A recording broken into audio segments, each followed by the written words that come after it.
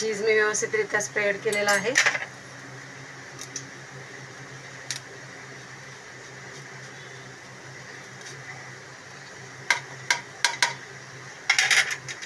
आणि आता आपल्याला याचा अगदी छान असा रोल करून घ्यायचा.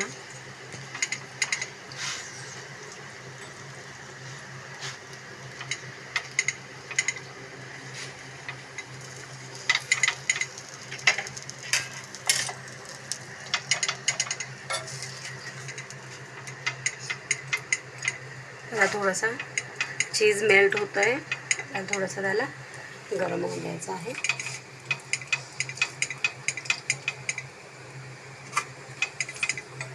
आणि आता हा रोल आपल्याला डिशमध्ये काढून घ्यायचा.